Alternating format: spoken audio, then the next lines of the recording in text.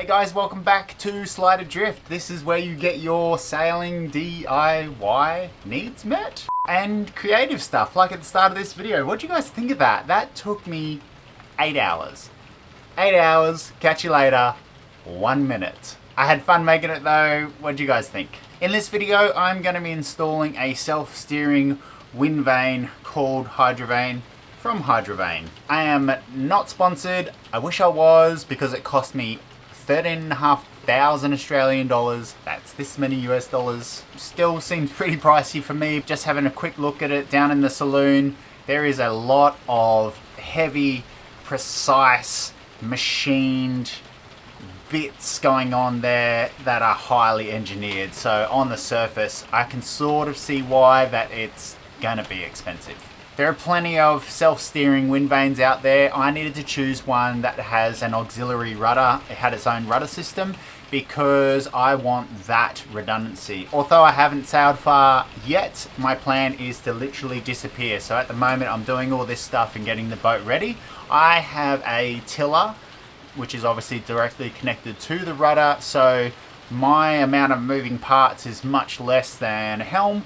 But it's still moving parts and it can always fail. So having that backup, especially if I'm going to be in the middle of the Pacific, in Southeast Asia, in the middle of the Indian Ocean, having that peace of mind as well is also going to be great. For those of you that don't know, a self-steering wind vane has a wing that sits directly into the wind, and then if the wind changes, it'll blow the wing over, and that movement there gets converted down through the fancy mechanics into the rudder and will turn the rudder. Once you got your boat balanced with the sails and stuff, you set your boat with a course to the wind and it will keep that course. That means if the wind changes, your boat will change and keep that constant wind angle with the boat.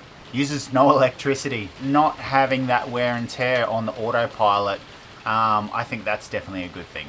That's basically it, guys. Let's get into it, eh? Today we learn. On the surface, how it works, it's super simple, but the mechanics and stuff going on and all the parts, it's actually super solid and really well made. Okay, from top to bottom, you have the vane, the actual wing here, which is covered by this ripstop nylon-y sort of stuff that connects to up here, or as the boat changes a little bit of a direction, that'll move the wing up and down. That turns this little inside bit, and this little rod sits in between these two rods, which will move up and down and actually turns this section. It'll actually turn it like that, which in turn turns the shaft, which is connected to the rudder. And you can also, you've got this little thing which will increase and decrease the force. Further out on these two rods, it's going to have more leverage and it's going to be able to, and it's going to have essentially more power. And if this little rod is sitting further in, which is what this knob does, then it's essentially going to have less power just through less leverage. The bracket's attaching it to the transom, and we've got some backing plates and some spares and bits and pieces like that. Yeah, I think I might have a problem. Give me a second, let me just triple check. Okay, I thought this install would take me 2 days, and I did spend 2 days trying to install it, but I got absolutely nowhere. Instead of working from the bottom up installing the Hydrovane, so normally you would install one of the brackets, align it forward and aft and perpendicular to the waterline, and then from that you can install the second bracket and you go from there. Because my transom was so busy, and I wanted the Hydrovane to come up through a small gap between my solar and sit above the solar panels as well, I needed to work from the top down. So I did this by essentially suspending the Hydrovane with a whole heap of guy ropes off my davits and then tried to install it. So I did this for about 2 days, found out that I was 100% sure I had a wrong part through some miscommunication, mostly my fault to be honest. Got in contact with Hydrovane, was extremely nervous. They gave me a much simpler solution than what I thought it was going to need. I needed to just get this extra part sent out. They sent that out. UPS ended up losing it, so they sent it out again. Finally got it and disassembled the bits that I needed to send back and installed the bits that they sent out. This went on for about, I don't know, maybe about 5 weeks. And then I was finally ready to actually install the Hydrovane.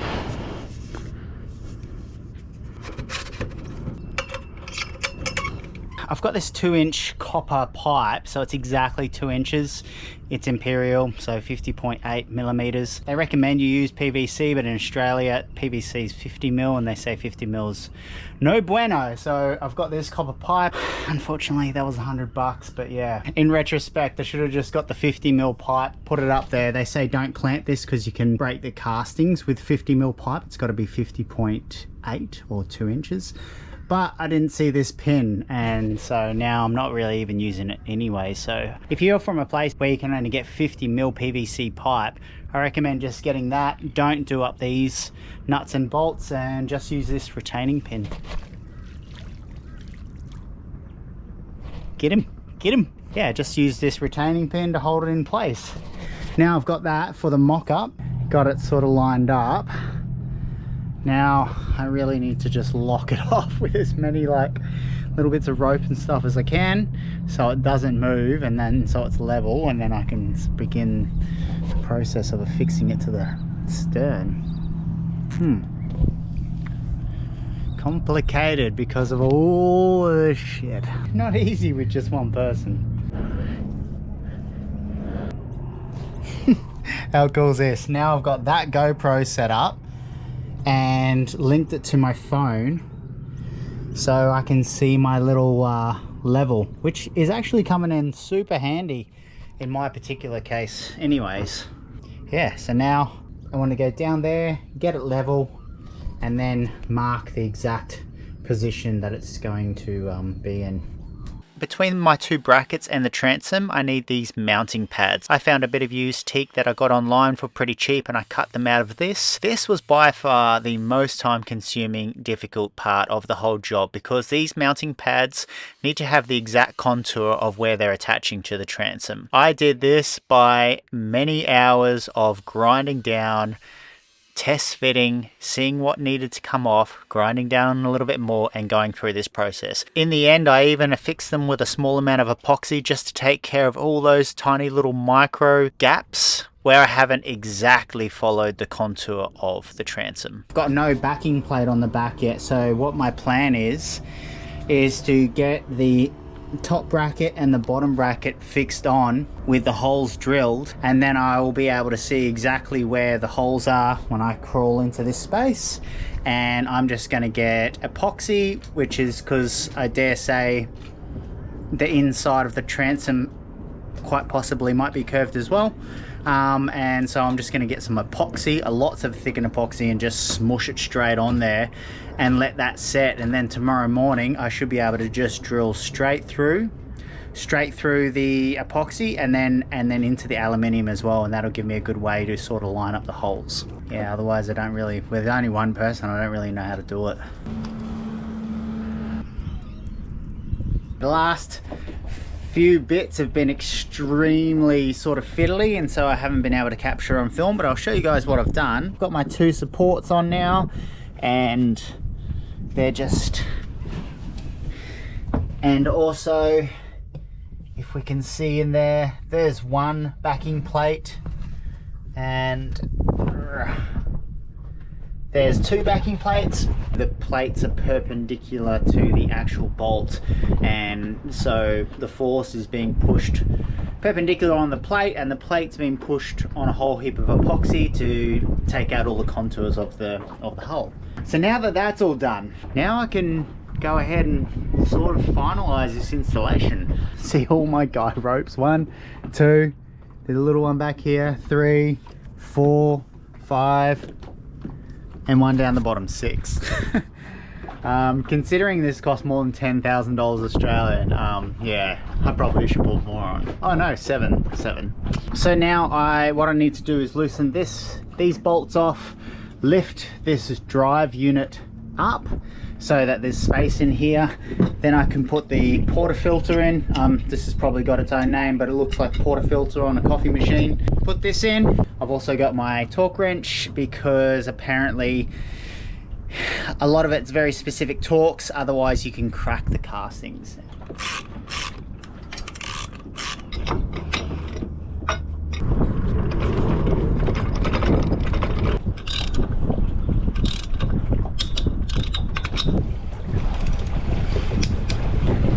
Rightio, time to put the lead counterweight up the top and then just make sure that the weight can spin all the way around without hitting anything as well.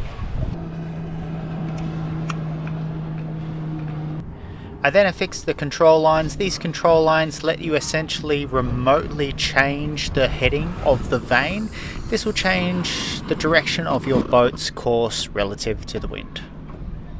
Okay, I've got the remote course setting set up now. Obviously I can just change this at any time if I want to, but for now I'll do it like this. I've got it running through a low friction ring there just to change, maybe we should pull that up a bit, just to change, to put less wear and tear on these points here. And I've got it running through one low friction ring here just so I can easily tell the right side always from the left. So I'll know if I'm pulling down on this, the vane is going to be turning to starboard, you know? I've also put 3 little guy lines on. I haven't put them super solid, but that just stops the top part from wiggling around a lot, because if you look at it from out here, there's 2 attachment points there, and then that whole weight above it, including the lead counterweight, which is quite heavy, and the vane on top of that. So I'm definitely pushing it past the limits of what they describe as the guidelines. And so to counteract that, I just want to, they're not super tight like that, they haven't cranked it in either direction, but they just hold it from sort of all wobbling around. And I'll run that system and see how it goes, and if need be I'll change what needs to be changed. But now I just need to put the vane on and take it for a test sail. The last box. Okay. What? Batman? What are you doing here? I am Batman! Shouldn't you be like helping Gotham City or something? I am Batman! Yeah, you said that. Darling, I don't have to answer to you. I'm Batman. Get to work, Batman.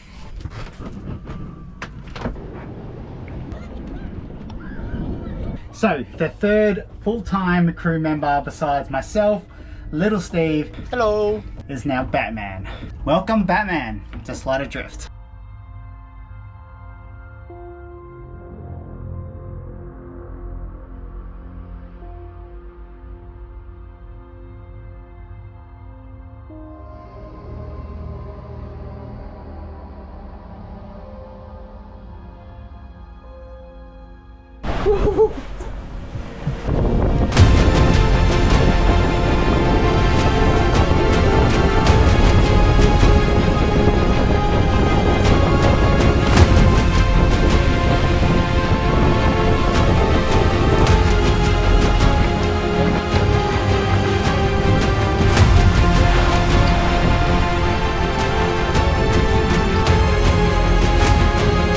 Okay, that's it for another video. I just did a 4.5 day solo extravaganza. Got my ass handed to me. That video will be coming up soon. So coming off the shore, I went from Tweed Heads to Foster on the east coast of Australia, and 300 to 400 nautical miles, because most of the time the wind was on the nose. And within the first half an hour off the coast of Tweed Heads, I broke my autopilot. I 100% would have turned around if I didn't have the Hydrovane. It is the third crew member that does not tire and that never sleeps. Batman is worth his weight in gold. I'm so impressed. I basically expected to be impressed, and I am 100% impressed with how good it does, how well it steers the boat, and how much it just frees me up to sleep and do whatever else I want. There was some times when the winds were a little bit too light, so I need to sort of refine that. I also needed to put the Hydrovane in a pretty particular spot, which means actually adjusting the Hydrovane is a bit of a mission. I sort of have to climb out and reach up. So in the future, I will probably get some sort of little stick or something that I can move the extended Hydrovane up and down. and you want it extended when you're in lighter winds. That's something that I'll do in the future. But yeah, it was like 80-90% of the time Batman was steering me all the way down to Foster. Awesome. Okay, that's it for this video. Okay, bye.